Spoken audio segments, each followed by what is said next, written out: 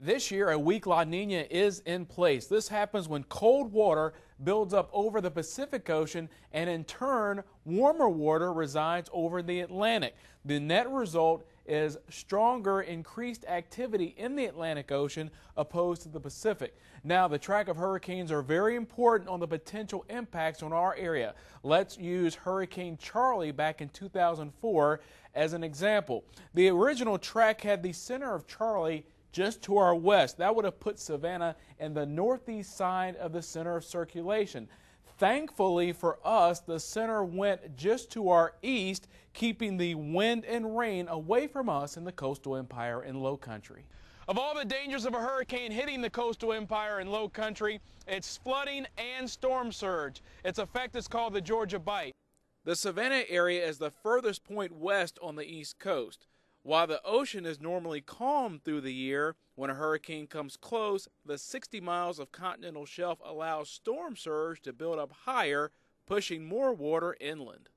Do you want to know how bad it is? A direct hit by a Category 1 hurricane would bring storm surge over all of Tybee Island.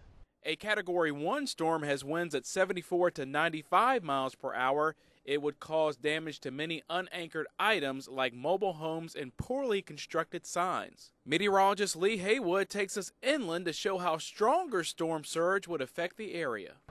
In a Category 2 hurricane, the storm surge will move inland as far as where I'm standing here right now in Bryan County near Richmond Hill. In a Category 2 hurricane, winds average 96 to 110 miles per hour, storm surge typically about 6 to 8 feet, and considerable wind damage occurs in property as well as homes. In a Category 3 major hurricane, the storm surge is going to move as far inland as where I'm standing right here in Chatham County at the intersection of Highway 204 and I-95. In a Category 3 major hurricane, winds run from 111 to 130 miles per hour, storm surge averages from 9 to 12 feet, and also significant damage occurs to homes as well as businesses. In a Category 4 major hurricane, the storm surge is going to reach right where I'm standing here in Garden City, which is one of the highest elevations in Chatham County. In a Category 4 major hurricane, winds run from 131 to 155 mile per hour sustained, storm surge averages 13 to 18 feet, and extensive and widespread damage of buildings and homes. In a Category 5 major hurricane, the storm surge is going to move a very long distance inland to right where I'm standing here along the Effingham-Chatham County line. In a Category 5 hurricane like Andrew and Camille, winds are sustained greater than 155 miles per hour, storm surge greater than 18 feet, and the damage catastrophic. Flooding accounts for the highest number of weather-related deaths, and about half of those occurred when the victim drowned after being in their vehicle in high waters. Most of those deaths could have been avoided if the driver had paid attention to warnings about the flooded roads and chosen not to drive through them.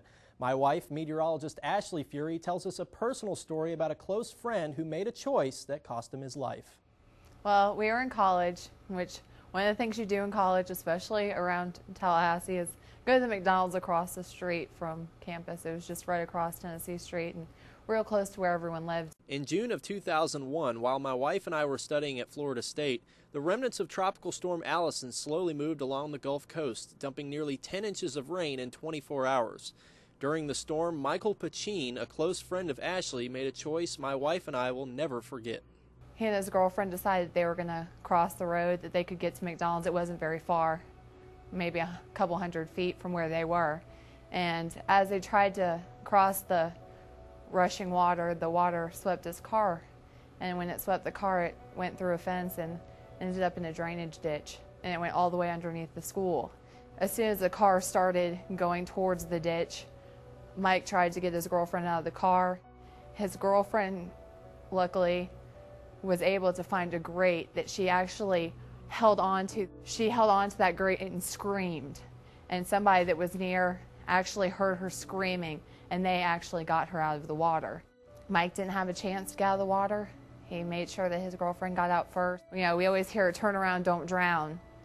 But I guess a lot of other people don't. And it just didn't seem fair to me that because I was a meteorology major and he wasn't, that he didn't know to turn around. My hope after that was always just try to get as many people possible to know that you need to turn around.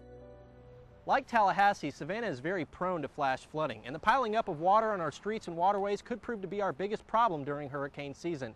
Drainage ditches like these, which are very similar to the one that cost Michael his life, are just one of the potentially dangerous areas you should avoid during flooding events.